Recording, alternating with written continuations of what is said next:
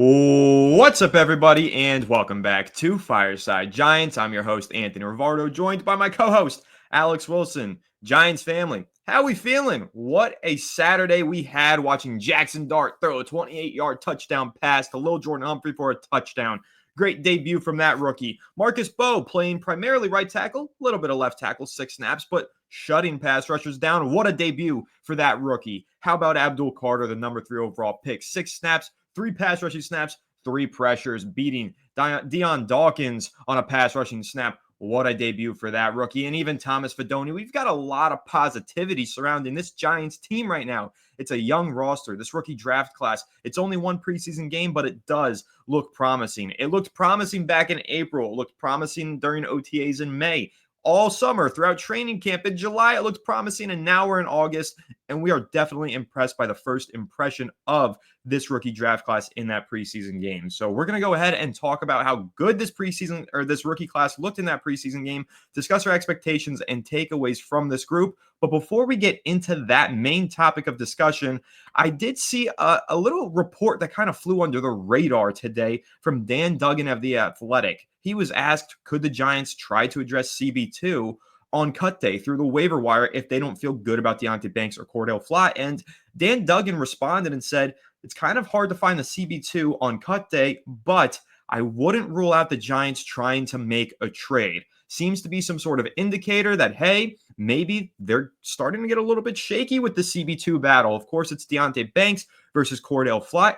Banks played the entire first half of the preseason game. That's not a good indicator of him being the starting cornerback. That's the Giants saying he needs some reps. He needs to get better. Cordell Flott, though, didn't even play, maybe dealing with some sort of undisclosed injury. So the CB2 position is in flux, major question mark. Could the Giants make a trade, or should they stick with Deonte Banks like I think we feel as though they should? Alex, this is where I'll hand it off to you. You know, when you're looking at the situation here at CB2, what do you need to see from Deonte Banks over the next 2 preseason games that would say, hey, the Giants don't need to make a trade, we are good?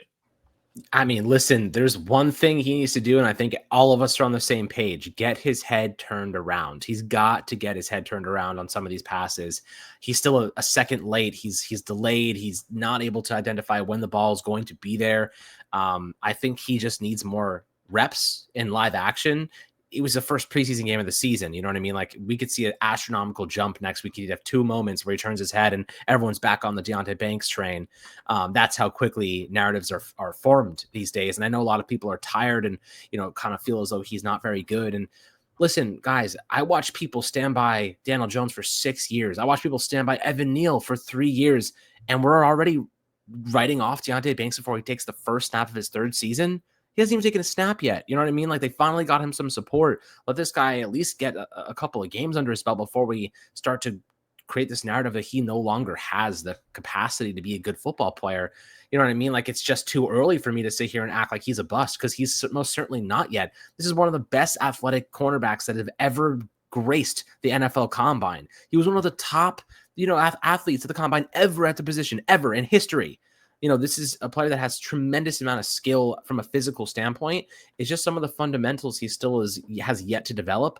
And keep in mind, like, he was playing with the backup defense. That one crossing route that he got, that he gave up a big chunk play on. I was reading today that there was a linebacker that did not help him in any capacity. The linebacker was out of position. He's supposed to help pick him up during the second half of the field, and Deonte Banks was trailing behind him. So, there's a lot of miscommunication because Banks has been working a lot with, the first team, second team, but some of these guys he didn't have any chemistry with. So, roles and expectations and players were just out of position at times. And I do think that there was some good, there was some bad, but obviously I'm not saying that I don't think Banks needs to develop and get better, because he absolutely does. But trading for a solution at CB2 right now, after you just used a first round pick 2 years ago to solve that position, is malpractice, right? The Giants can't be giving away more future draft capital. They need to develop their players. You know what I mean? And I know people are thinking right now, well, we got to win. Like, we got to do this. There's a good probability the Giants don't make the playoffs this year because of their schedule. This is a bridge year as we, look to the future for Jackson Dart taking over long-term. Am I excited about this Giants team? Absolutely. I'm super hopeful, super excited, but we also have to be a little realistic in that they're still developing Dart. They're still getting him ready for, the transition to him at some point. Russell Wilson is a bridge quarterback. So, while they are going through the motions of developing Jackson Dart, they should be going through the motions of developing their other young players too. Deonte Banks being one of them. They need him to pan out. They have him on a cost-controlled contract for the next, I guess you could say 3, 4, 5, 3 years if they pick up his 5th year option. Like, give this guy a chance to at least rebound from a bad season. I've seen many people give players way more undeserving than Deonte Banks, giving him a lot more length. So, I'm definitely not writing off Banks just yet. I'm giving him some time to get his head turned around metaphorically and in reality. So I do think like there is plenty of talent there. Let him compound some good days, let him build some confidence. He was going and playing with guys that he has basically zero chemistry with, has never played with before, really. Some of these second string, third string guys. And that first half of film, at least now he has something to work on. Okay, what did I do wrong here? What did I do right here? What can I do to improve this? I know he wants it. We all know he wants to be a great player. It's just some fundamental things he has to improve on and get better with. And let's just not write him off yet. Like, writing off players and writing in players during preseason is how we set ourselves up for unrealistic expectations. Just like we love what Jackson Dart did, we love what Abdul Carter did, we love what Marcus Bowe did. Like, they could have a bad performance next week, but that doesn't deter us from thinking they're going to be good players. Like, Banks could bounce back next week, have a great performance, and everyone's like, okay, like that's the player that we all know. That's the player that we know he can be, and our narratives will change. Like, it's a week-to-week thing. Let's give it a little bit of breathing room, give it a little bit of time. I still have plenty of faith in Banks to turn things around. I'm not ready to give up on him yet. I'm not ready to give up on him yet either. I need to see more from him, though, over the course of these next 2 preseason games, though, for me to feel comfortable going into week 1 with him as a starting cornerback. And I need to see something from Cordell Flott for me to feel as though either of these 2 guys can start on Sundays during the regular season 17 when it matters. So I don't know. I'm at a tricky place with Deonte Banks. I feel like most people understand that I might be the biggest Deonte Banks fan in the Giants community. I mean, I was head over heels for the guy as a draft prospect. He was the number 1 player that I wanted the Giants to select in 2023. I was thrilled when they did land him, traded up a spot to draft him as well. I think a lot of people forget that detail. Giants sacrificed a mid-round and a late-round pick in order to move up 1 spot to secure Deonte Banks. I'm a big fan of him. I defended that move to trade up and get him, and I've defended him endlessly over the last 2 seasons as he's had his share of highs and lows. But unfortunately, the lows have been more plentiful than the highs, and some of those lows have been extreme lows defined by effort questions. And the effort questions are where we really started to see the fan base and I would argue the coaching staff sour on Deonte Banks. But his story is not yet written. These next 2 preseason games, he could get an interception. He can make a big play on a football, get his head turned around, break up a pass, and we will feel more confident and comfortable with him going into the regular season. However, I will say this to the idea of the Giants making a trade for a CB2, if they are not able to see any progress or growth from Deonte Banks over these next 2 preseason games, and Cordell Flott either doesn't play or also struggles, I would be in favor of trying to find something out there on the market, just depending on the price. But you got to keep in mind the Giants don't have a 3rd-round pick next year because they traded up for Jackson Dart. How many mid-round picks are you going to realistically sacrifice before you even get into the regular season? I don't know how comfortable I feel trading away a lot of draft capital a whole year and plus in advance. But we'll see. Again, not writing off Banks, confident that he can turn around. He's got the ability. Now he needs to find the consistency. But Alex, let's waste no more time here. Let's get into this main topic of conversation. A lot of meat on this bone, a lot to chew off here with this rookie draft class. But we'll start, of course, with Jackson Dart, who was Pro Football Focus's 10th highest graded quarterback in the NFL this past weekend. Obviously, it was only the preseason, but there were a lot of starting quarterbacks who played. Joe Burrow among them. J.J. McCarthy is a starting quarterback, although he's kind of making his debut as well. But there were starters all across the league out there getting reps, and Jackson Dart as a backup for now, but an eventual starter for the Giants one day did come in and did impress. Now, let me just hand off some of my key takeaways from Jackson Dart's performance. The number one thing that I said on this show and over on Giants Collective that I needed to see from Jackson Dart was poise. That was the term I kept using. I needed to see 3rd and 5, pressure in your face. Can you deliver a strike? And that exact scenario is what unfolded on the 28-yard touchdown pass. And Alex, I saw this today. I think it was Chase Daniel, former quarterback in the NFL, breaking down some film on Jackson Dart and pointing out that Jackson Dart checked to the route for go on Lil Jordan Humphrey on the touchdown pass. That was a Jackson Dart decision made at the line of scrimmage based on what he saw in the coverage pre-snap. Now, one of the things we heard a lot about Jackson Dart was he didn't play in a complex enough offense at Ole Miss. He can't process an NFL defense yet. It's going to take him a while to do that, and he can't make changes or do any pre-snap processing at the line of scrimmage. Wrong, apparently, because right there in his preseason debut, he did exactly what people said he can't do, and he delivered a strike under pressure with tremendous poise is the key word here for a touchdown. There were other plays where pressure got in his face, flips a screen over a defender into Deonte Turbo Miller's hands. How about another one? Steps up into the pocket, evades, sidearm sling for a first down on 2nd and 15, throwing past the sticks on that down and distance. All I saw from him was poise. It was the number one thing I needed to see because you know what, Alex? That's the trait for me. If a rookie quarterback can play with poise, not crumble under pressure, fire the ball in the tight windows, and not be deterred when one of those gets broken up or if he nearly has an interception on a batted pass at the line of scrimmage, if he can shake that off and just remain poised, play in and play out, that to me is the telltale sign of a young quarterback with legitimate potential. And that's what I came away with in this preseason game, week 1 here from Jackson Dart. Alex, what was your impression of the way that he played? Like I said, 10th highest graded quarterback in the NFL this preseason, week 1. Really impressed with him. What was your overall first impression of Jackson Dart? I mean, my first overall impression was that he played with discipline.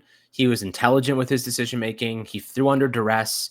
All things we have not seen in a really long time. In fact, that screen pass was one of my favorites because I've seen Daniel Jones throw multiple pick sixes on that exact same play. Like we saw it in last year's preseason game. I saw it against the Vikings where Dart had the awareness to throw it over the edge rusher that was trying to intercept that passing lane. I've seen Daniel Jones throw multiple pick sixes, throwing it directly to that guy, like as if the ball was going to go through him, as if the guy was a ghost. Like I've seen many quarterbacks make that mistake, DJ making it multiple over the years. Jackson Dart having the capacity to say, okay, there is actually a human being with physical matter standing in between me and the guy I want to get the freaking ball to. I'm going to throw it over him. Turbo Miller gets it on a 3rd and long, converts for a first down, right? Like that's the difference between winning and losing games. That's the difference between competency and competitiveness and non-competitiveness and complete disaster. You know what I mean? We've seen what the other side of that coin looks like. I don't want to see it again. And Jackson Dart had the awareness and wherewithal to make the right decision. And obviously you look at that touchdown pass. I mean, the ability to check out of a play into a play where he likes to look better and he takes a shot with pressure in his face and delivers an absolute dart right where it needs to go for a touchdown. Again, difference between competency and complete disaster. That could have been a fumble return for a touchdown, which I also have seen many a time in my day. So, I do think the difference between what we've seen and what we saw, astronomical, like just from a general quarterbacking foundation standpoint, the ability to maneuver in the pocket, his ability to keep his eyes up looking downfield without dropping his eyes and trying to make a run for it and getting injured or, taking a sack or negative yard play. He was able to turn a situation multiple times that would have been a negative in the past into a positive. So I hate to bring up Daniel Jones. I'm just using him as a comparison for what we've saw, but between what we've seen. And I do think that Jackson Dart has a lot of great foundational tools and really good, just you could say like instincts that quarterbacks need in today's game. The ability to run after looking downfield and not finding anything, buy time in the pocket, use his blockers to create more opportunities. And, that's super special from a perspective of like, this is a great foundation to build off of. But the intelligence is where I think that he's going to take his game to another level. One of the reasons the Giants loved him so much is because he was one of the smartest quarterbacks that have come out in recent years. He is able to absorb information. The Giants have said this many times. He's able to absorb information at a level that gives him a competitive edge. I think that his ability to check into a play that he really likes, check into a situation that it gives him the advantage, gives him the ability to create something larger in terms of a touchdown pass like that, Like, that's intelligence, understanding the looks of the opposing defense, understanding that what the coverage is going to be, what receivers are going to have 1v1 opportunities, able to get that ball out with anticipation. That's intelligence. That's football IQ. That's being a good quarterback. That is not something we've seen much of in recent seasons.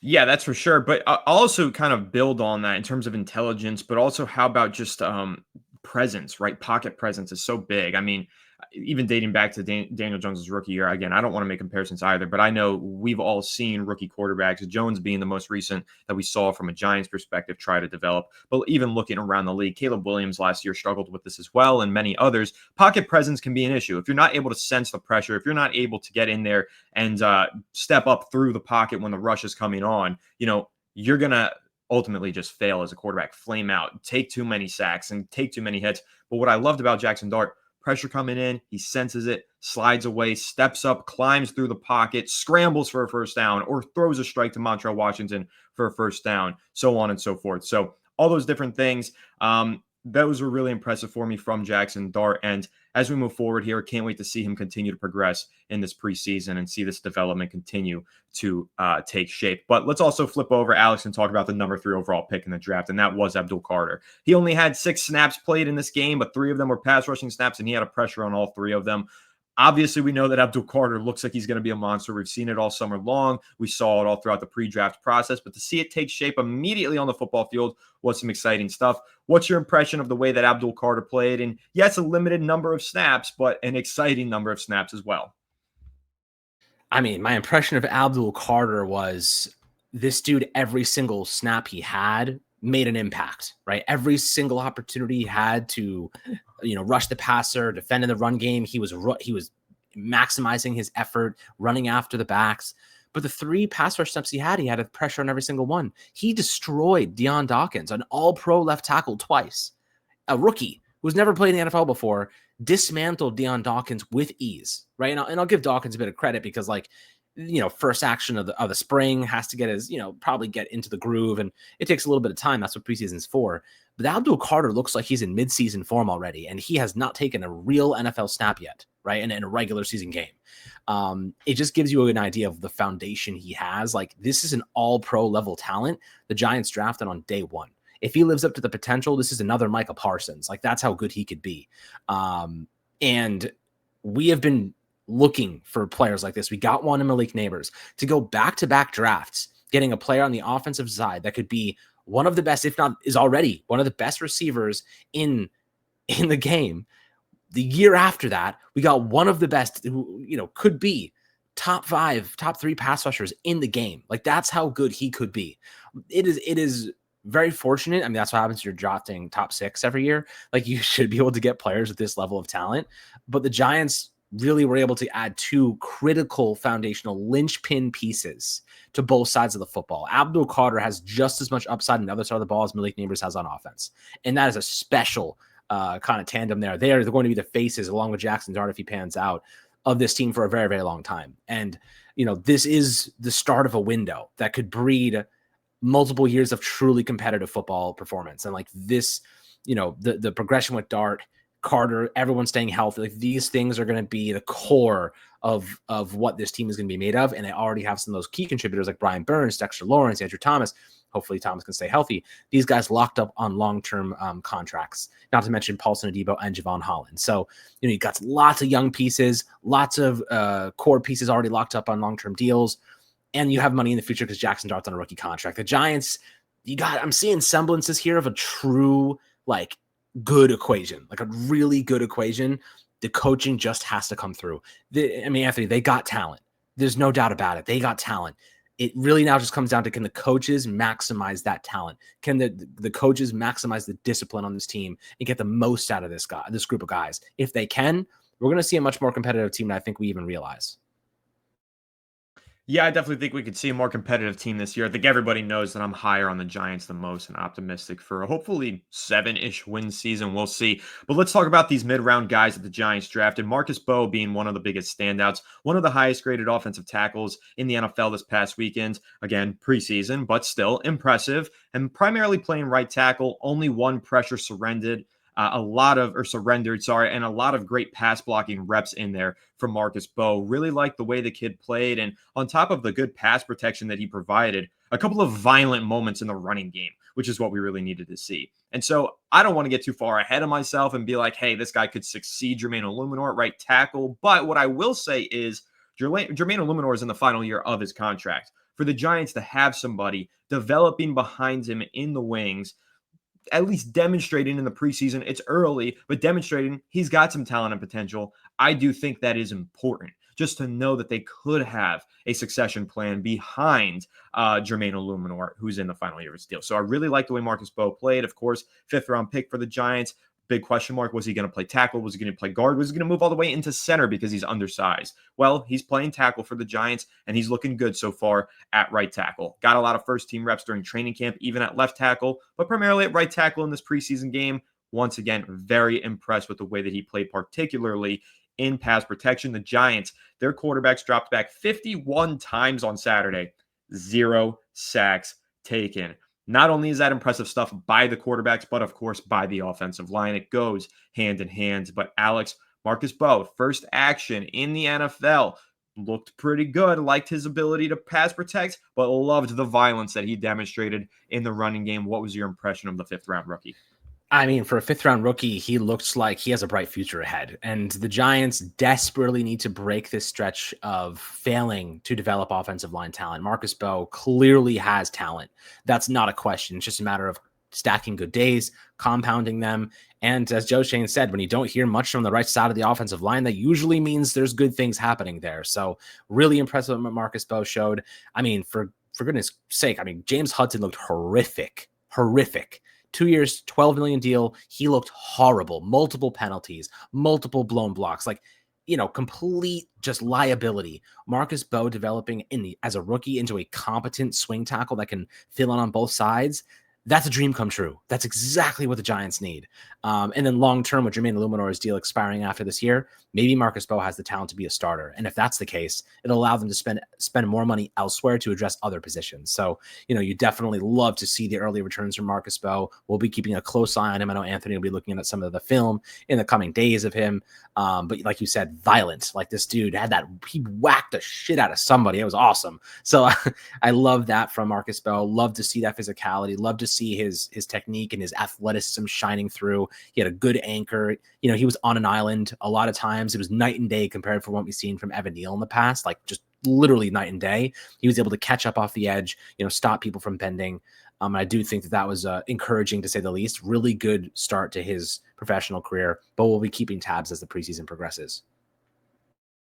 Absolutely keeping tabs on all of these rookies. Last one that I really want to talk about. I don't want to talk too much about Darius Alexander because honestly, he didn't have the best preseason performance. And I really only want to highlight the positivity today. And also Corey Black, the 7th-round cornerback that the Giants drafted out of Oklahoma State, did not play on Saturday. But the 7th-round pick, Thomas Fidone, tight end out of Nebraska, did play. And Alex and I were talking a little bit about Thomas Fidone before we started recording. And I said what I loved about his performance, all of his receptions were earned receptions. He fought for them, right? They weren't easy dump offs into the flat, wide open, nobody near him. It was 4th and 5. Tommy DeVito off his back foot fires one too high for most players to grab, and Thomas Fidone uses his big wingspan and plucks the thing out of the air. It was 2-point conversion.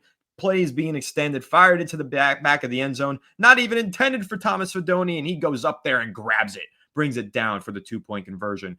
Earned receptions, fighting for the ball and fighting for a roster spot is Thomas Fidone. Really like the way he played. This is a guy that the Giants feel as though they got a steal in, as Joe Shane and Brian Dable described it. He's a player who, coming out of high school, was ranked ahead of Brock Bowers in the recruiting class, but he went to college, tore his ACL or retore his ACL the following season. So went through a lot of trials and tribulations, a winding road to get to the NFL. But now that he's here, he's aiming to make the most of it. Got overlooked in the pre-draft process because of his injury red flags, but the talent is undoubtedly there for Thomas Fidone. And I really think that we saw it show up in this preseason game. Not going to get too far ahead of myself. He's a 7th-round pick, and I think he's tight end 5 on the depth chart. And it was only a preseason game, but I do like the early returns. And knowing what we know about him in his career history, this is a guy that I could absolutely see exceeding expectations moving forward in his NFL career. So really like Thomas Fidone, really like the way he played. Alex, what was your impression of the 7th round tight end out of Nebraska? I mean, he put his strengths on display. And for any player that's a 7th round pick, a 1st round pick, a free agent, undrafted free agent, you want to maximize your strengths. That's the way that you're going to get onto a roster. And look, the Giants have pretty much given, I think not pretty much, have given a roster spot to every single draft pick they've ever had, like under the Joe Shane era. So Thomas Fidone already has the probability of making this team. The fact he was able to make an impact, showcasing that catch radius, which is one of his strengths, getting open, making plays, doing what he has to do to make an impact. Positive. There was mostly positive from Thomas Fidone. And I think that is exactly what the Giants want to see from him. Obviously, there's a reason he's a 7th round pick. He's a flyer. But listen, if he can provide some decent blocking and he can catch the football and make himself a big target in the red zone, there might be a future for him on this team. So especially with Bellinger heading into his final year of his rookie deal. So, if Fidone can develop behind the scenes, take gradual steps forward, he could replace Bellinger as the TE2 in 2026. And I think that there's a pretty good chance that ends up happening. I could see it. Yeah, it's definitely a battle in that tight end room. Greg Dulcich out there trying to make some plays and fight for his roster spot. Chris Manhertz, of course, Daniel Bellinger, as you mentioned. Theo Johnson, though, also did have a reception, I believe, on Saturday. And he looked really good during training camp and even last season as well, as he's going into year 2. And I watched Jackson Dart's vlog that was posted over the weekend this morning. He's really close with Theo Johnson. I'm excited to see that duo connect as we get into the future of Giants football. But the future of Giants football, that's what we're talking about. That's what's here, and that's what's got us so fired up and excited on this Monday afternoon. I really love what we've seen from this Giants draft class so far. I'm a huge Jackson Dart fan. As you all know, I was a fan of him all the way back in January during the pre-draft process when I told you guys he could be the steal of the NFL draft, and how happy am I that he is wearing Giants blue with a red stripe down the center of his helmet. I'm hyped up. I love the way that this rookie class made an impression in their first preseason game, and I'm really looking forward to this upcoming Saturday, Giants versus Jets, the cross-stadium rivalry, baby. It's going to be a fun one. We'll be back live on the channel doing play-by-play once again, ready for some more Jackson Darts, some touchdowns from number 6. Can't wait for it. But that's pretty much going to wrap this one up. Make sure to leave a like if you enjoyed. Subscribe to the channel if you're new. Ring the bell so you don't miss an episode, and comment your thoughts down below in the comment section. If you listen to Apple or Spotify, make sure to leave us a 5-star review. Go ahead and follow us on all of our social media channels at Fireside Giants. Without further ado, we'll catch you on the next one. Have a good one, and let's go, New York Football Giants. Scataboo!